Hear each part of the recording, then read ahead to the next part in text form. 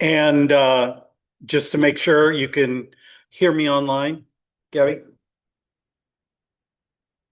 Gabby? Okay, good. All right. Welcome back, everyone. I hope you had a productive summer. I had family, my brother-in-law moved to Sweden back in the late 80s, and he has four kids and a grandkid, a big house, a wife, all sorts of fun stuff. They were here and we pulled out all of their family stuff and we're going through some fascinating stuff related to the family and um, my mother-in-law's family down in Tenino.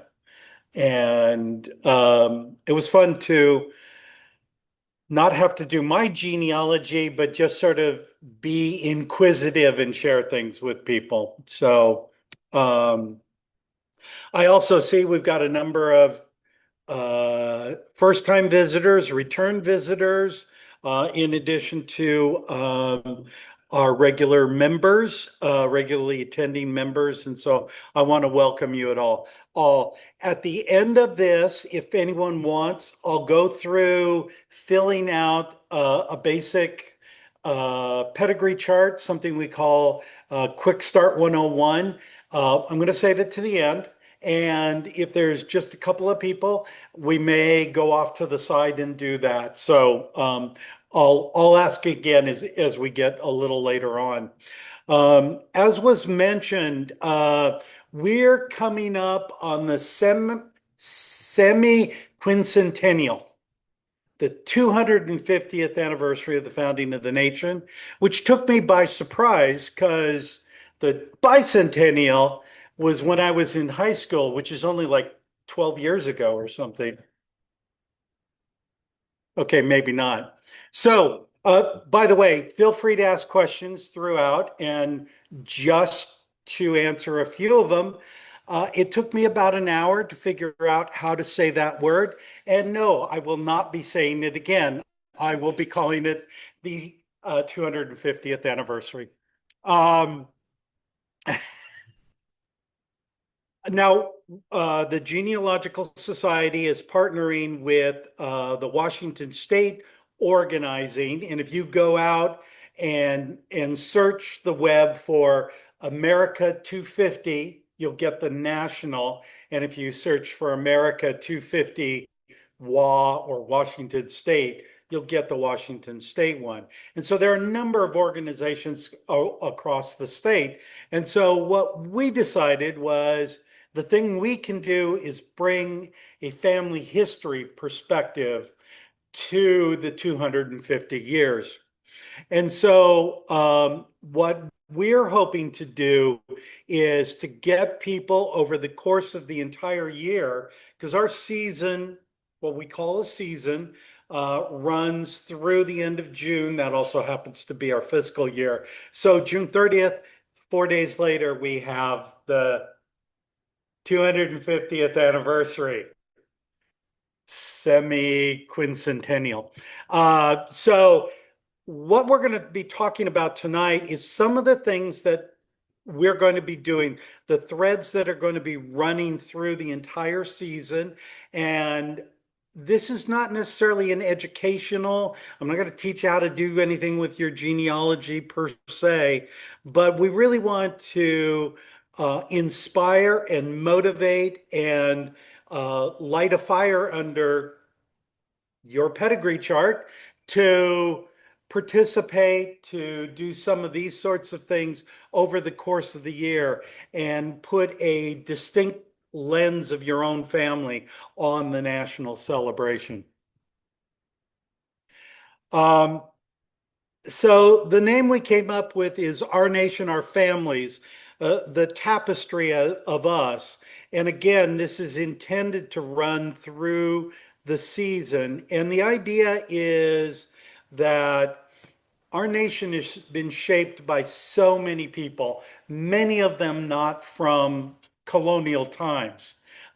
Myself, three of my four grandparents were first generation. And so, um, And as I was talking with Vicky, not everyone who comes from colonial America was on the side of us being our own country. So just because you've been here a long time, maybe you were on the wrong side. Um, yeah, exactly. Um, and so we also want to try to look at it from uh, their different perspectives, their lives, what they did, their community service, the things of that nature. And so, what I wanted to do starting is just to give you a couple of ideas of some things from my own family, one from my wife's family, but three from my family, that might spark some interest because, some of you are newer to this, and this might be easy to say, hey, why don't I focus on a particular person? But for some of you who've been doing this a long time, maybe it's like, well, you know what? I've never really put their military service, their um, marching for civil rights or whatever into a bigger context for them. And this is your opportunity to really dial in and say, okay, this is what my family was about. So let me throw out a few. This nice gentleman is Charles Wooldridge. He is my great great grandfather. And if you've seen, like last spring, my presentation on being a great ancestor and saw the little desk that I have in my living room, this was built by Charles. And he was a builder and a craftsman, and found his obituary, and he was a founding member of something called the Woodsmen of the World. And I had no idea what that was. And I only barely know at the moment. But what was interesting is that he helped organize this fraternal organization, and they were there to help other members' families should that member die effectively. And so it started with, we'll make sure that everyone has a tombstone, and they'll have something that, and I've seen some of them. You go out online, they're very elaborate. Um, they kind of morphed into a mutual aid society where if they needed money, they kind of passed the hat, but that also didn't work well. And so they eventually started drawing membership. They effectively become an insurance company. And there is still, I think it's called Woodman Life. There's actually two of them. So one was founded in Omaha and one in Colorado. My great great grandfather was in Colorado. So, and so you can still go out today and buy life insurance from this company as a starting point. So I think, this goes to this idea of drilling deal, drilling down into these activities, and maybe they were part of fraternal organizations. I mentioned my grandfather-in-law down in Tenino. There's a lot of stuff there with the marching bands that they participated in, and he continued to play in a band, to have a band, up all probably within about 7 years of his dying. They would play at the senior center down in Edmonds and things like that. So really interesting to have that context of their life. Um, Another one is my great grandfather, Peter Elbrickson, who is the one on the far end. Your guys is right. I pledge allegiance. I still need to do that. That little girl, as much as it's weird for me to say that, that's my grandma, Ethel. No one that small should be called Grandma Ethel, but it is the case. But Peter, was a Swedish immigrant. He was a farmer and a groundskeeper, but I was over in Spokane now almost 2 years ago, and there was this weird open letter to the Washington State Legislature in the mid 1890s. They wanted them to remonetize silver. They wanted to have uh, silver and a gold standard. They wanted to use silver again in the monetary system, and they wanted to be able to. There's a way that you could, if you had a bunch of gold, you can go into the mint and say, make me a fill in the blank. Now, metal, if you've got enough, then melt it, they were required, but they weren't required to do that for silver. And so, as I came to understand, and I remember hearing a little bit about the conflicts with the gold and the silver standard, but a lot of people had, particularly farming communities throughout the Midwest and such, that was a big deal. And Colorado and Washington, Spokane area had a lot of mines. And so they were hoping with their debt that if they got back on the silver, had more silver, be a little bit of inflation, make their debt cheaper to pay down. Yeah, people were monkeying with the monetary system then. Um, and but that's exactly it. And so, it's really interesting to be able to step back and say, okay, what is the context for this that my grandparents were living in? Even if I don't know much about beyond the fact that he signed this open letter, I now know about that context for his life and his participation in that movement. I may not know a lot more about him in the silver movement, but I know a lot more about that and how that went on.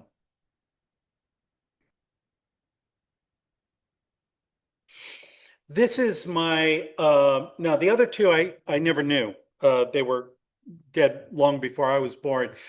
Zoe actually only passed away 10 years ago, something like that. She lived to be 98. My paternal grandfather's youngest sister.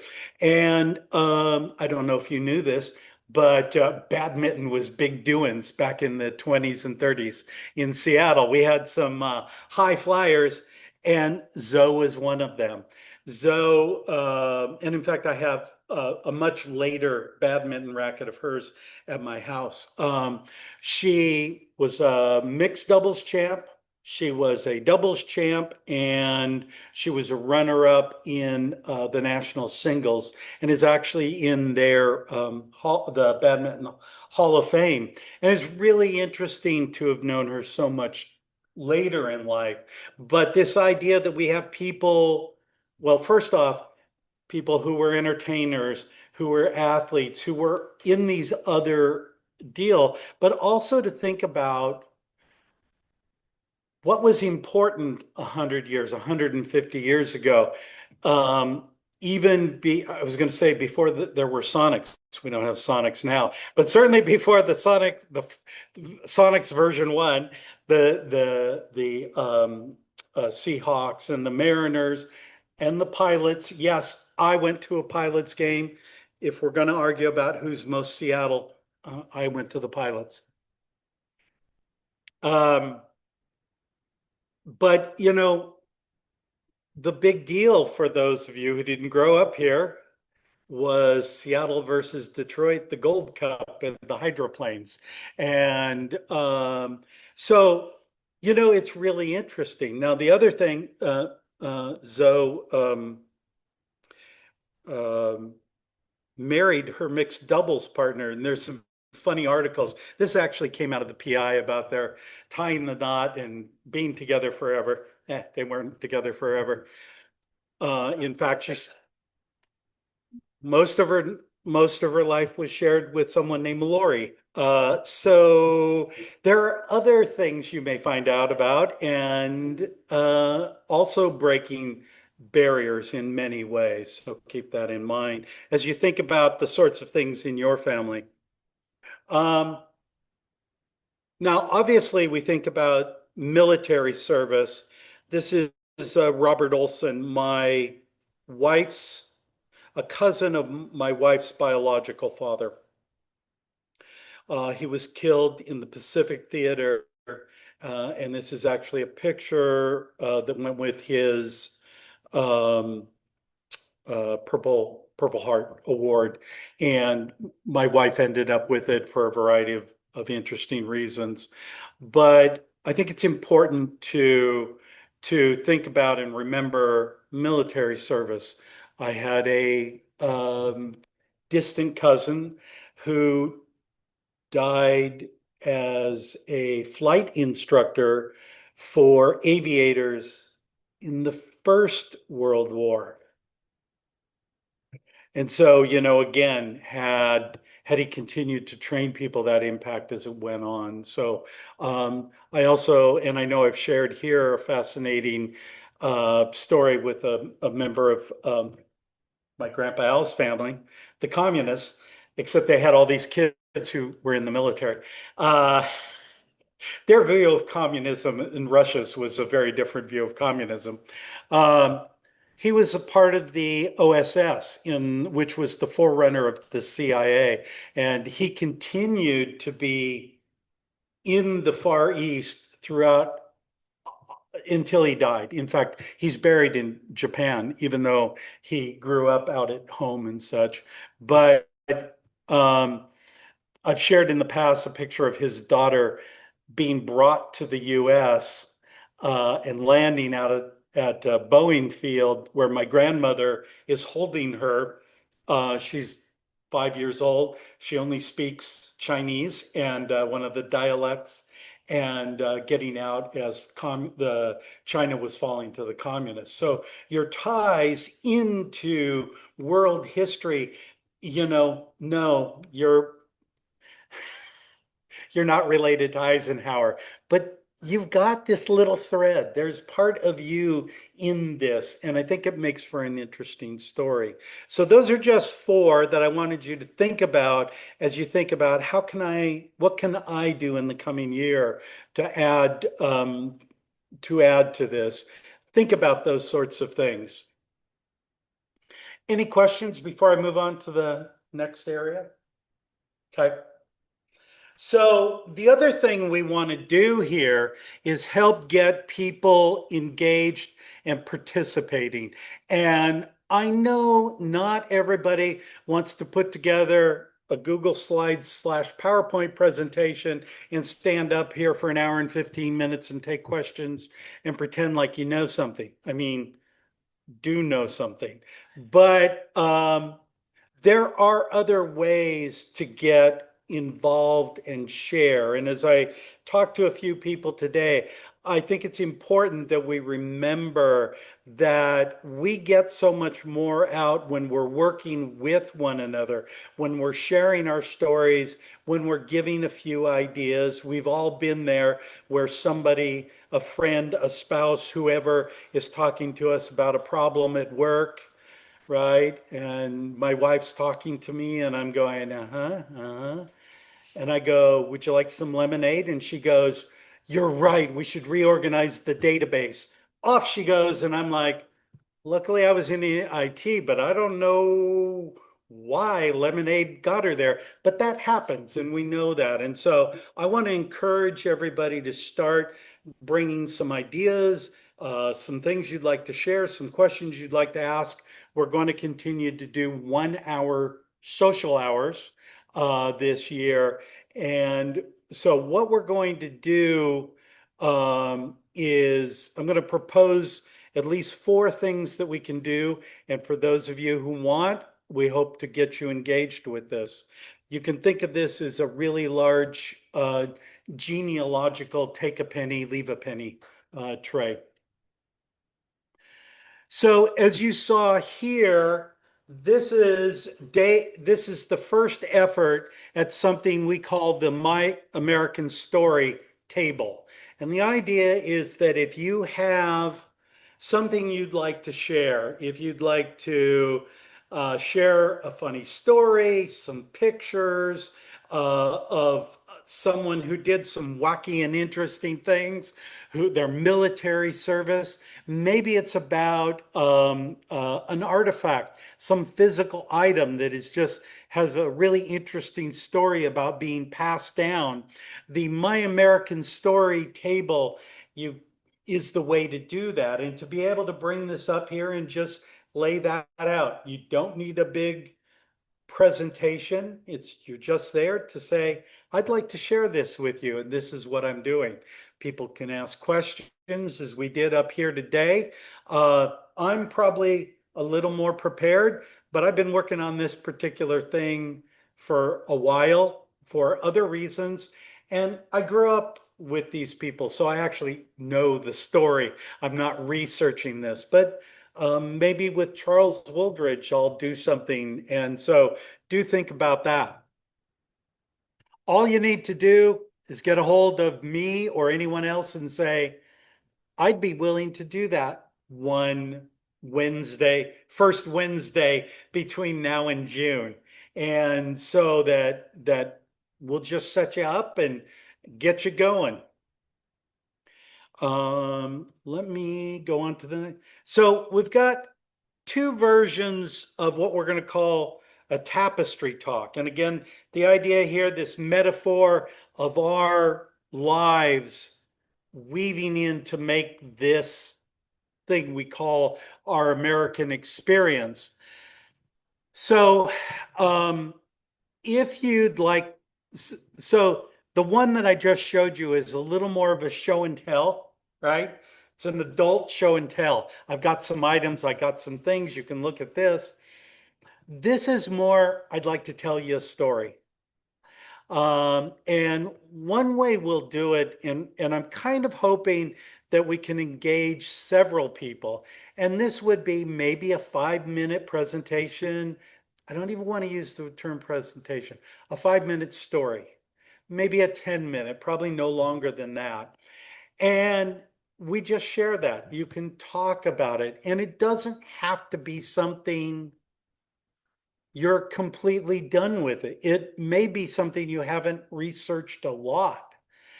It may actually be the story may be more about how you discovered than what you discovered. And sometimes those are more valuable stories. I found out about how to go to Nara.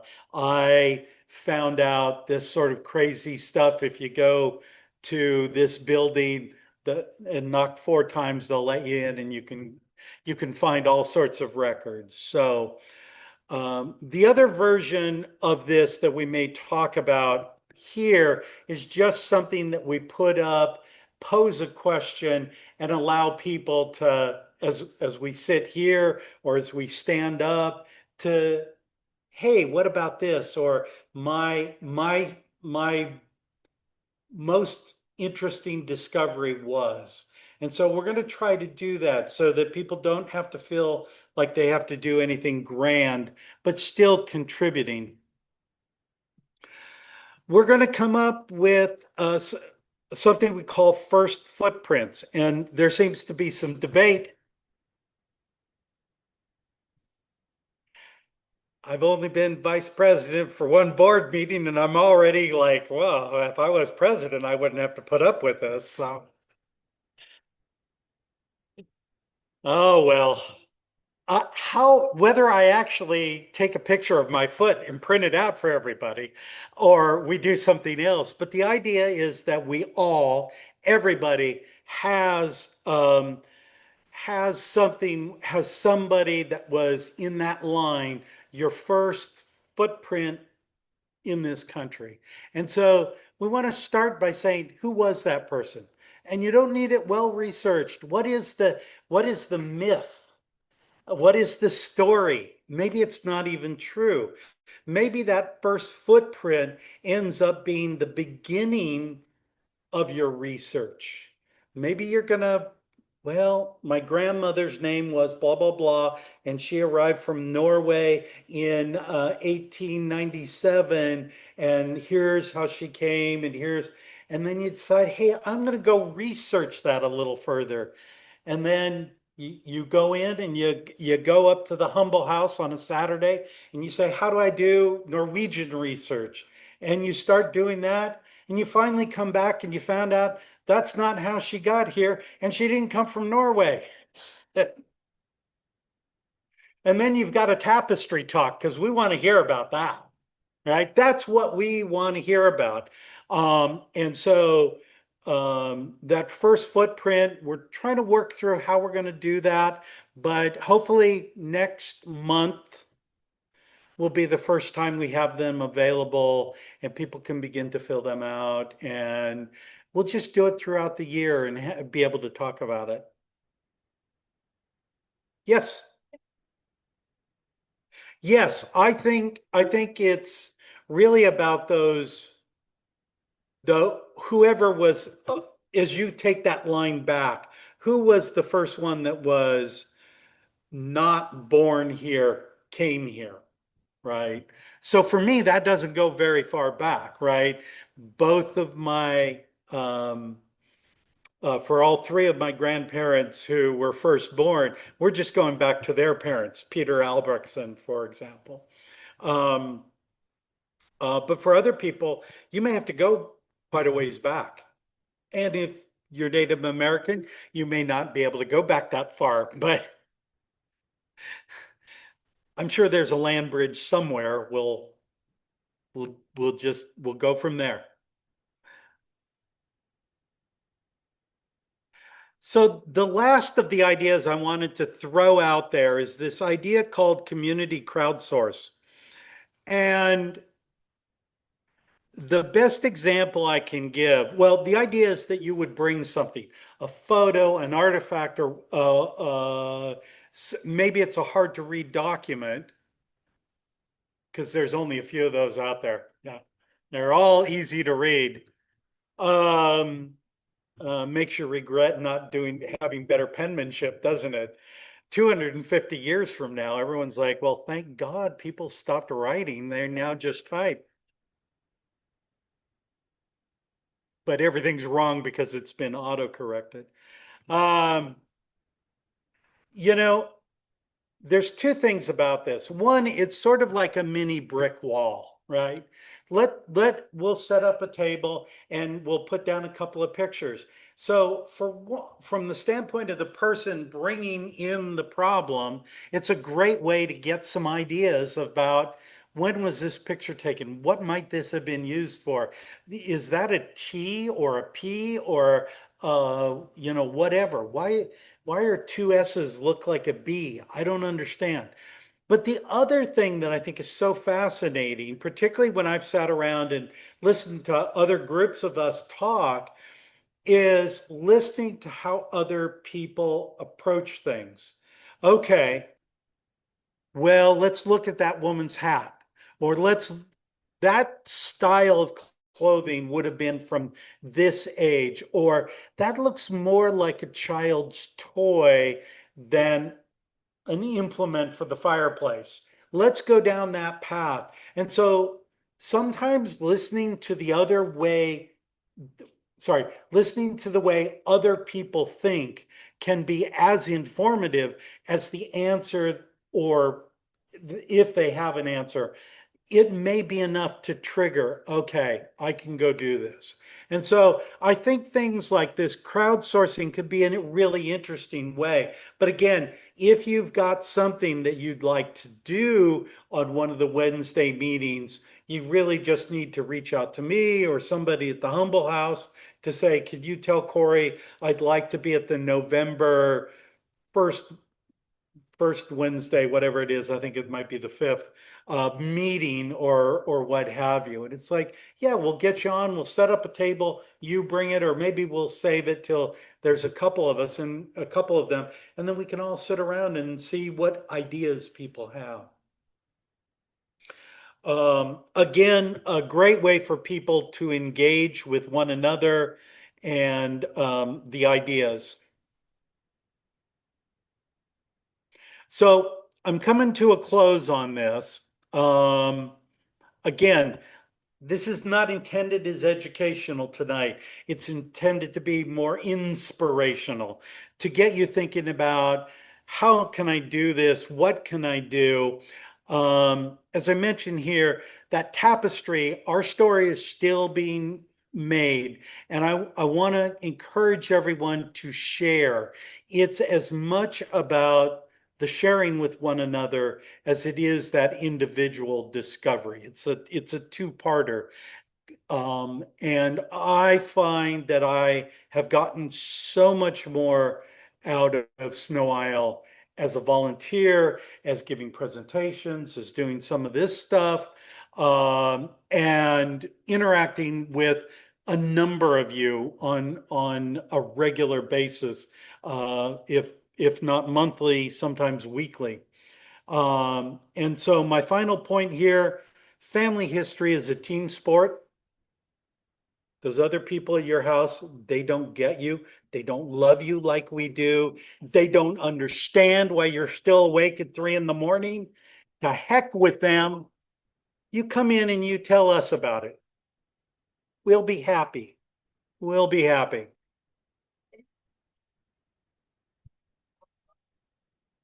Oh, absolutely.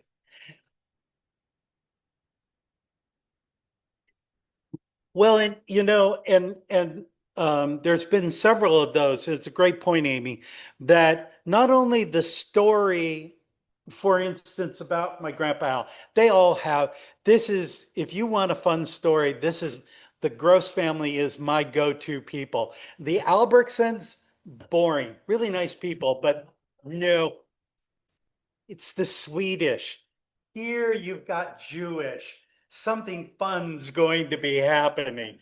Swedes and Norwegians, maybe you get some weird fish thing.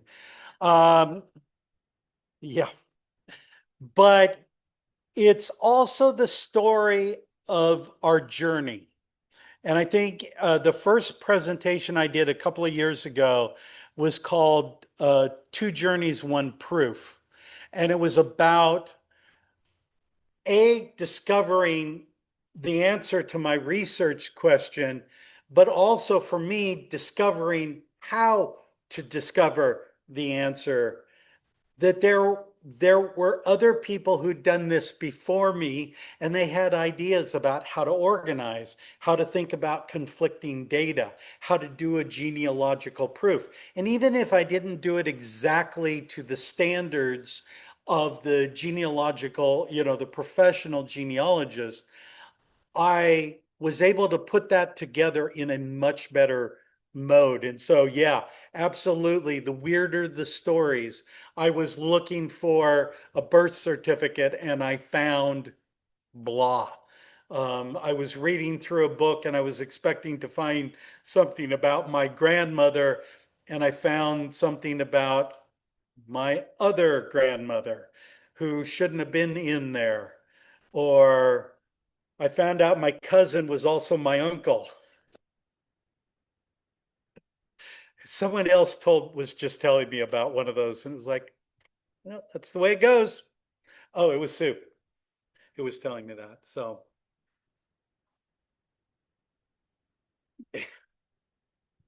exactly, exactly. So again, I hope you guys will think about it. We're also trying, if there's other things you'd like to do or try throughout the year, we not only do that, and I talked with a couple of people I've already talked. We not only have our Wednesday meetings, normally the first Wednesday of the month. Uh, we've got the tool shed, which is usually tools and techniques, and that's third Wednesday on Zoom. We've got the coffee clatch, which is on Zoom, usually every Monday. We'll have some things at the Humble House. The library's open every Thursday and every Saturday from 11 to 3. And then Sue and I've got it open the second Tuesday of every month. And so if something comes up and you want to do this or you want to get a first footprint thing so you can take it home and work on it, or you want to say, hey, I've got an idea with this work as your show and tell, you come on in, we'll get it figured out. But if there are other things, we're looking for opportunities to get people engaged. If people here or online or people who aren't here tonight at all want to get together and talk about their Swedish research, I'm in theory I'm going to start maybe this winter a fika. If you know your Swedish, you'll know what the fika is, and we can share some research techniques. More importantly, fika is a cup of coffee and a nice pastry in the afternoon. So even if we don't talk about that, we'll at least have coffee and a nice pastry. So let us know if you have a genealogical topic along the way that would tie in. Other questions? Right? Okay, that's good. Um,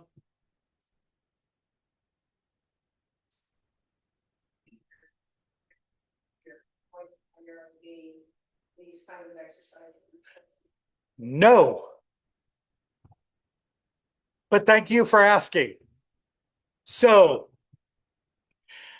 um, so Vicky's like, really? I thought I'm coming next month. Um, our intention is to expand out the social hour as we've done tonight to a full hour, and then, but we're still going to kind of keep the speaking about the same, which is about 7:30 to 8:30. And if we've got, because questions for a topic can vary so wildly. Some people, we've got tons of questions. Other times people are like, it's okay. Or Craig comes in and blows everyone's mind up and nobody knows what to ask until next month. They just all sit there go, I'm confused. So we will still do that. And in fact, so October 1st, yeah, Daughters of the American Revolution, local chapter. There's going to be three of them coming and talking about their experiences, kind of how the DAR works, and it's a service organization and things that are going on there. And so I think that's got an obvious tie-in, not only how the organization was, founded, its roots, but also as a service organization, the things they do, I think is a really interesting topic. And then November, we have Dr. Valentino from Edmonds College. She's been leading the archaeology dig at Japanese Gulch. And they're not done with everything, but they're going to be coming and talking about that and the lives of the people who lived in the Gulch. Again, a very different take, but still a very American story, I think. And then we don't have anything set up for December. And after making fun of Craig, I still need to ask him about doing something with DNA next year. We'll see. I should have asked you before I made fun of you. Note to self. Remind me not to insult Craig till I get him scheduled. Um, but December may be a possibility where if people are interested in doing a tapestry talk, if enough people wanted to do a few of these things, we may turn the December meeting into something like that, not have a speaker, and just have a little more of a social with sharing, with Q&A, with whatever. We could, even if people need to get into Humble House, we can run up there and find some books or maps or whatever. So yeah. Did you know we had books up there? For those of you who don't know, Jimmy is our librarian who refuses to be the term librarian because she's afraid it'll commit her to something.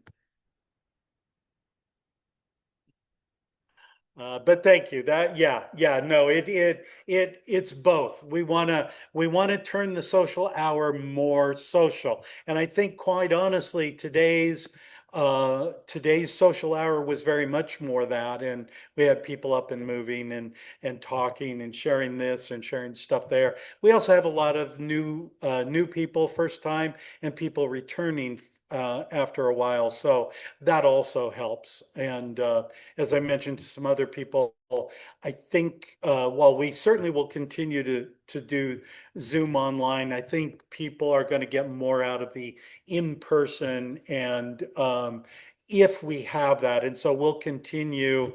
And this is an idea Lisa had that our notices, like in the newspaper, are probably they're written by someone who knows exactly what's going on and who's been coming here for 4 years, and they don't sound quite as enticing.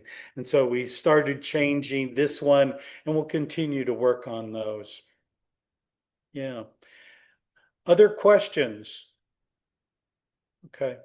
So who who of the new people would like to go through the genealogy quick start and going through filling out the pedigree chart? Kind of, sort of? Okay. Was there someone else? You're good? You're good? So, okay.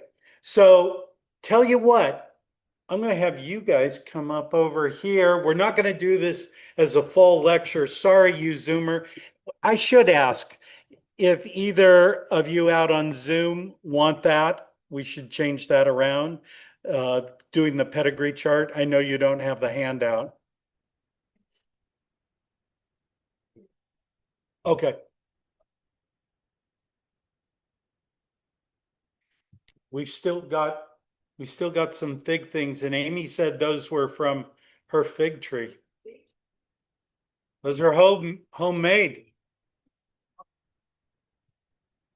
People have apples.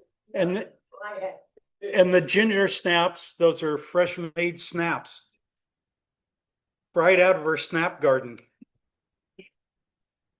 Oh no. There you go. They are. What's the what's the Swedish? I saw someone with the fika, they knew what that was. What is the Swedish for the ginger snap? Well, there's some comfort news. That's German, is that? Yeah. I'll have to remember that. Anything from the Zoom? Okay. So the two of you that like to go through the pedigree chart, we'll turn on the lights so we can see each other, bring a couple of chairs. Oh, yeah.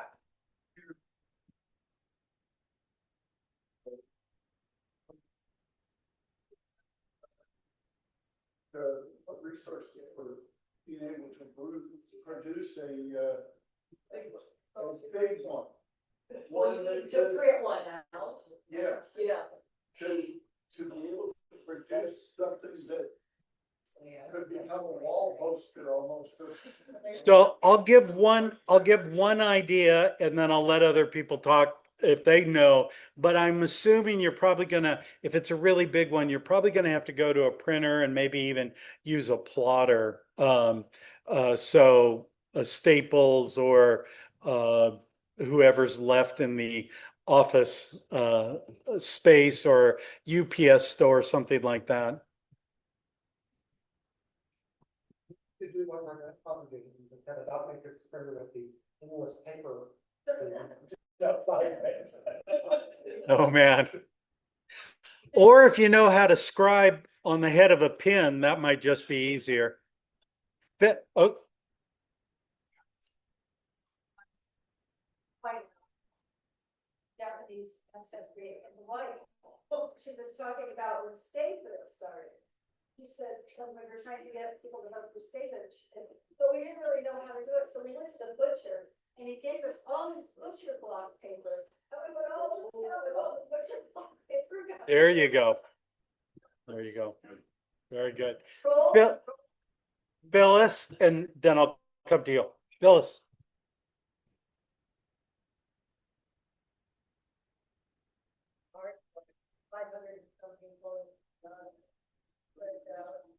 Okay. Okay. And Joe, you had a question? Okay, good enough.